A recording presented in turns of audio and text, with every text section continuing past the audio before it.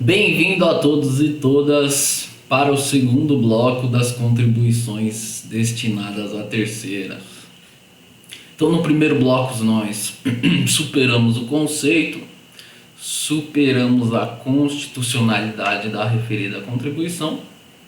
Agora nós vamos partir para a base de cálculo e a sua limitação, que nós estamos ingressando em juízo, buscando essa limitação por haver expressa disposição de lei nesse sentido. Então, como que ela é cobrada, essa contribuição destinada a terceiro hoje? Ela incide a alíquota de aproximadamente 5,8% sobre a folha de salários integral do empregador. O que nós buscamos, ajuizando a ação, é a limitação dessa incidência sobre a folha de salários. Ao invés de incidir sobre o todo, incidir tão somente sobre 20 salários mínimos, que é o que dispõe a lei. A disposição de lei prevê no artigo 4º que o limite do salário e contribuição é fixado no valor correspondente a 20 salários mínimos.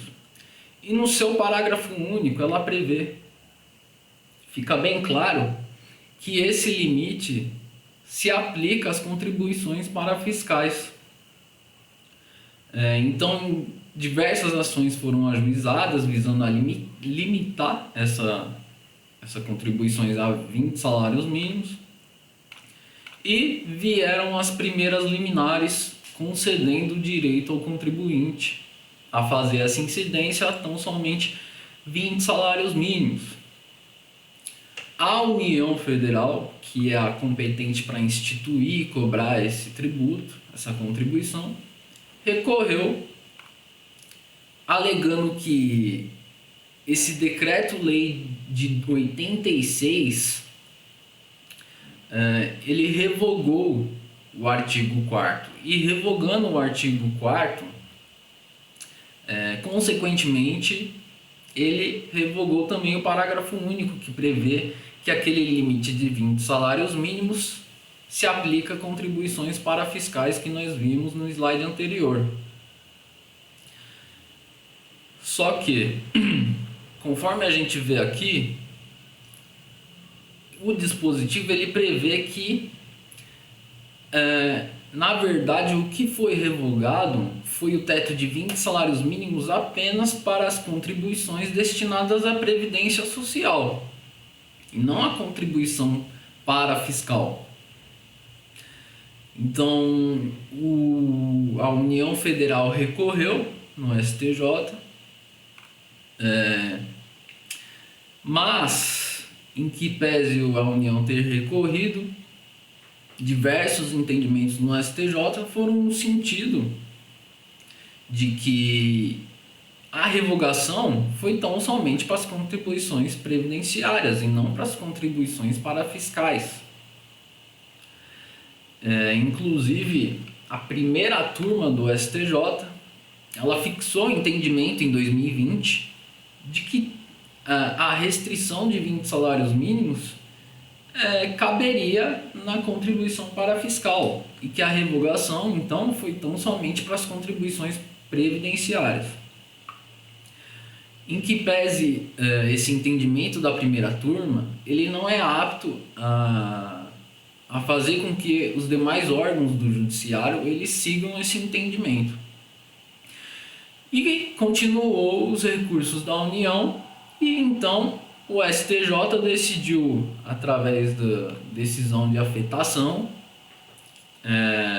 em sede de recurso repetitivo, suspender todos os processos que versam sobre essa matéria. Para quê?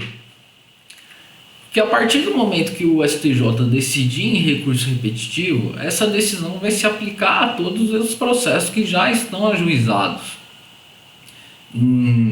Então, não precisaria mais toda vez que subisse um recurso sobre essa matéria, o STJ parar para ficar analisando caso por caso, porque essa decisão valerá, no caso, para todos os processos. Então, voltando ao slide aqui hoje, como eu disse, ela atualmente incide 5,8% sobre a folha de salário integralmente. O que nós buscamos é que os 5,8% incida só sobre 20 salários mínimos. E aí eu explico o porquê que o contribuinte deve ajuizar a ação. A partir do momento que o contribuinte ajuiza a ação, ele tem direito a restituir ou compensar os tributos dos últimos 60 meses. Então, por exemplo, se esse recurso repetitivo que suspendeu os processos for julgado só daqui 2 anos, o contribuinte vai ter, se por exemplo em trocação agora, ele vai ter direito a restituir ou compensar os tributos recolhidos indevidamente dos últimos 60 meses, que são os últimos 5 anos, prazo da prescrição tributária, e os 2 anos que demorarem, ou seja, que a ação tiver lá paralisada, suspensa,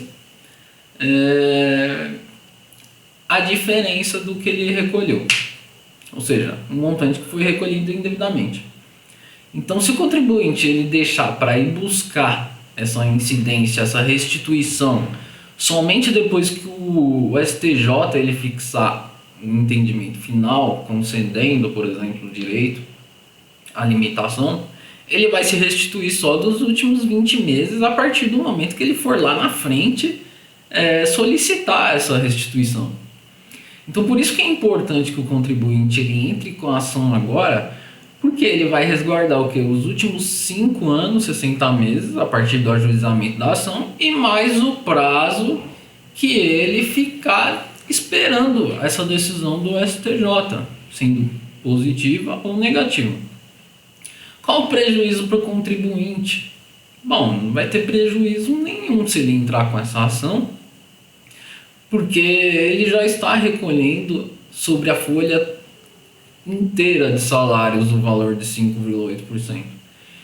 Então, se lá na frente o STJ definir que realmente tem que ser sobre toda a folha de salário, não tem prejuízo nenhum. Apenas o contribuinte ele vai arcar com as custas do processo, que se lá na frente for concedido que realmente há o teto, as custas do processo não é nada pelo que ele vai restituir ou compensar.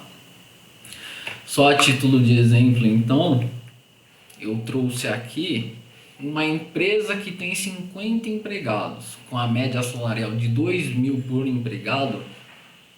Ela tem aí uma folha de salário de aproximadamente 100 mil reais, certo? Sobre essa folha de 100 mil reais, essa contribuição destinada a terceiro, aplica-se a alíquota de 5,8%. Então, o contribuinte empregador recolhe R$ 5.800. A folha de salário é 100 mil. Como o salário hoje é de 1.212, os 20 salários mínimos daria 24.240. Então, se aplicarmos a alíquota de 5,8% sobre a base de 24.240, na verdade, o que o contribuinte empregador teria que recolher é R$ 1.405. Então, a diferença aí de 5.800 para 1.405 é de 4.394. E restituindo os últimos 60 meses que ele recolheu indevidamente, temos aí aproximadamente R$ 264 mil que o contribuinte vai restituir ou compensar com futuros débitos fiscais aí, tributários. Aqui, pegando uma empresa de 1.000 empregados, utilizando a mesma lógica, a média de R$ 2.000, nós temos uma folha de salário de aproximadamente R$ 2 milhões. Então, incidindo na alíquota de 5,8%, hoje essa empresa ela faz o recolhimento de R$ 116 mil. Aplicando a mesma lógica, o STJ definindo que são 20 salários mínimos que devem incidir tão somente, nós temos aí novamente os R$ 1.405. Então, nesse caso, olha a diferença como ela fica brutal. A diferença é de quase 115 mil reais que esse empregador aí vai deixar de recolher, o contribuinte. Aplicando a mesma lógica da restituição ou compensação dos últimos 60 meses, nós temos aí vamos ter aí a restituição de quase 7 milhões de reais que o contribuinte vai ter direito. Então, assim, a sugestão que tem sido dada aos contribuintes é que eles ajuizem a ação imediatamente para já assegurar os últimos 60 meses e o prazo que vai demorar até o STJ fixar um entendimento aí se é realmente devido sobre 20 salários mínimos ou se tem que recolher sobre a folha de salários integrais. Lembrando que essa tese ou essa ação judicial ela não se aplica ao Simples Nacional. No Simples Nacional, na lei que é regida pela Lei 123 de 2006, lei complementar, lá no parágrafo 3º do artigo 13, salvo engano, ele prevê que aos microempregados e pequenos empregadores, no caso, desculpa, confundi o termo, microempresários e pequenos empregadores, eles não recolhem a contribuição destinada a terceiros. Então, nesse caso, não se aplicaria a eles. Eu vou deixar aqui o meu contato, para caso tenha alguma dúvida ou, enfim, queiram conversar sobre o assunto, tá aí na tela. E eu agradeço a todos por acompanharem até aqui. E tenham aí a todos um ótimo dia, um ótimo final de semana, um ótimo feriado, enfim, o que você tiver aí, o dia que você estiver. É isso.